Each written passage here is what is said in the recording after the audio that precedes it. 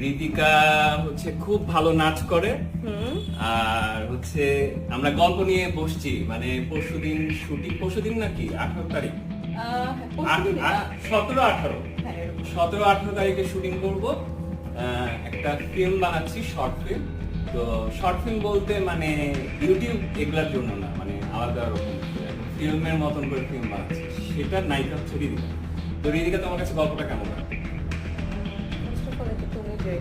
ভাইয়া আমি তোমার ফ্যান।